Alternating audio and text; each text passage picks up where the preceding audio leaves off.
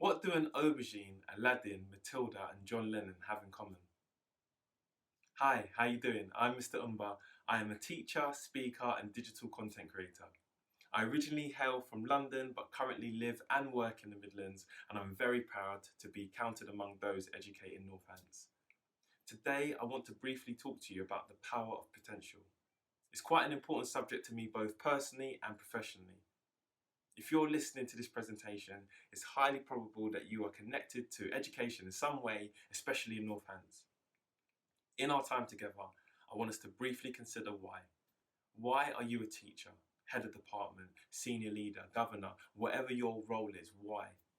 In his book, Start With Why, Simon Sinek argues the best place to start is to start with why. I would suggest that if you are connected to education, your why is because you believe in the power of potential. I'm not sure why you'd be in education otherwise. Roald Dahl writes in Matilda, most head teachers are chosen because they possess a number of fine qualities. They understand children and have the children's best interests at heart. They are sympathetic, they are fair, and they're deeply interested in education. Miss Trunchbull possessed none of these qualities, and how she ever got her present job was a mystery. And it is a mystery. Why would anyone become a teacher who was not invested in seeing young people elicit their untapped potential?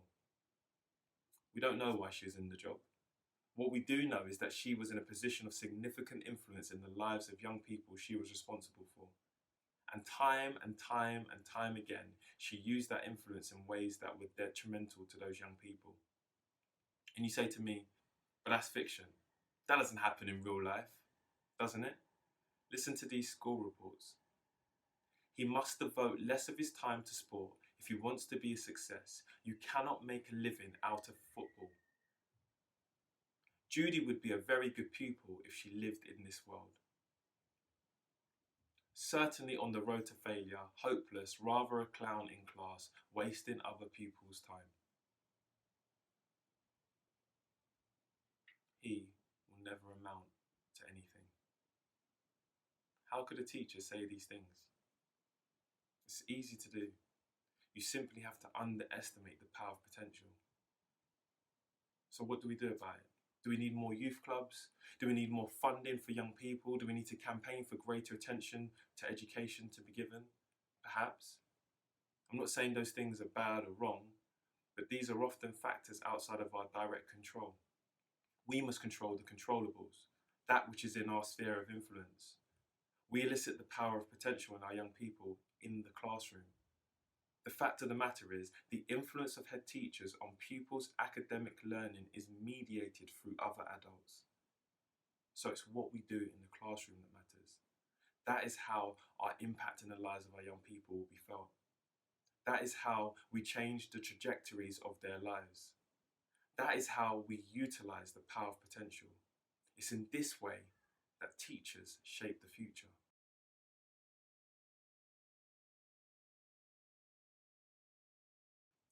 This is me. I went to a school called Rains Park High School. I was black, male, I still am, from a single parent family and a free school meals kid. I was 4 times more likely than my white peers to be excluded from school. But I had an amazing mum and amazing teachers who changed the trajectory of my life. They saw my potential to be more than I was at that moment. One of my proudest moments, personally and professionally, was returning to my school as a teacher and eventually as an assistant head. I got to teach students who sat in the same rooms I did, grew up on the same estate as I did, were exposed to the same things I saw. But Rains Park was and still is a special place in helping shape the paths of young people. The romance of having been able to go back and do for others what was done for me is not lost on me. And so when I watched Disney's animated film Aladdin, it really resonates with me. At the start of the classic film, Aladdin is ducking and diving in order to survive. We don't know why, we're never told, but he's dealing with the cards that he's been dealt with him in life. He's charming, creative, resilient. He has all the makings to be a noble man, a man of honour, and yet everyone around him sees him as a street rat. You are a worthless street rat. You were born a street rat. You'll die a street rat, and only your fleas will mourn you. I'm not worthless, and I don't have fleas. Come on, Abu. Let's go home.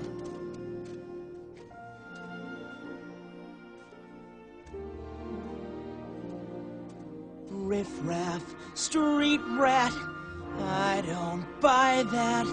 If only they'd look closer, would they see a poor boy? No siree. They'd find out there's so much more to me.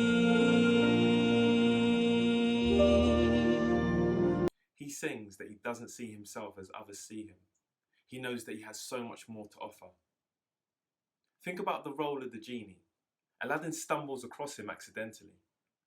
He's possibly the only character not to refer to Aladdin as a street rat. He looks past the obvious marks of poverty, his antisocial behaviour, and simply sees the power potential in Aladdin. The genie uses his power, his influence, to elicit Aladdin's potential. By the end of the movie, Aladdin, the street rat, acts more nobly and with more honour than anyone else in the film. And I'm not saying we are genies, although we do spend large amounts of time in confined spaces, but we do have the power to elicit the potential of young people.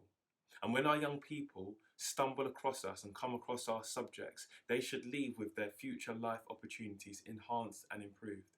It's not quite magic, but it definitely is the warp and weft of education. It looks like magic. It comes in one way and leaves a different way coming out. It's central to learning organisations.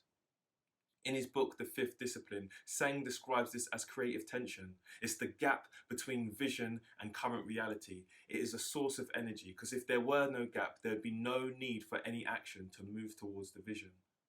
What we do day in and day out, in and outside of our classroom, in the four walls of our school, should move our young people closer to a yet to be realised version of themselves. So what do we do?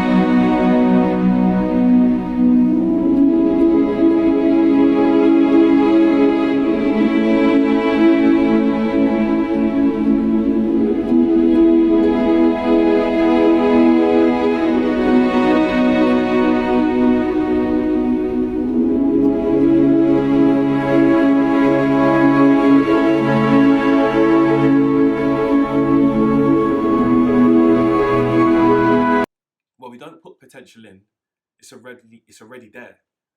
When we create the right environments, the right cultures in our classrooms, in our corridors, in our playgrounds, our canteens, with our site staff, our support staff, our teachers, our school leaders, our young people, we're not only able to elicit potential, but we're able to harness that energy like electricity. Organisational culture is powerful like an electric current, but it has to be channeled. That means everybody pulling or pushing in the same direction. I remember seeing a news report of a man in Australia who fell between the platform and the train. After several attempts to get him out to no avail, everybody was asked to get off the train and push. The collective energy in the same direction is powerful. What we do in schools changes lives, for the better or the worse. That really should permeate the core of everything we do. In his book Essentialism, Greg McKeown gives an example of the difference between being divided into many different activities versus investing in fewer activities that matter the most. For me, the activity that matters the most is shaping the culture of our schools and organisations. Peter Drucker once said that culture eats strategy for breakfast. Of course we need strategy, but strategy can easily come undone if we do not have the right culture. I remember hearing the story of JFK visiting the NASA space lab, and the story goes that the president was visiting the headquarters for the first time in 1961, and while he was touring the facility, he introduced himself to a janitor who was mopping the floor and asked him what he did at NASA, and he said, "I'm helping put a man on the moon." The janitor understood that his role had a part to play in achieving something great. That's the thing about the power of potential. In our attempts to help elicit the potential in others, it in turn elicits our own potential. Or to put it another way, Our deepest fear is not that we are inadequate. Our deepest fear is that we are powerful beyond measure. It is our light, not our darkness, that most frightens us. Your playing small does not serve the world. There is nothing enlightened about shrinking so that other people won't feel insecure around you.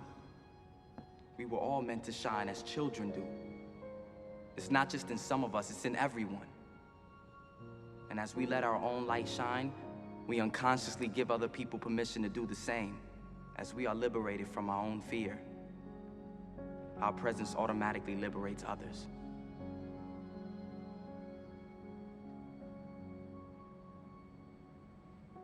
Sir, I just want to say thank you. You saved my life. as we continue to educate Northants, let's never underestimate the power of potential we have in ourselves, our school communities, but most importantly, our young people. Thank you for listening.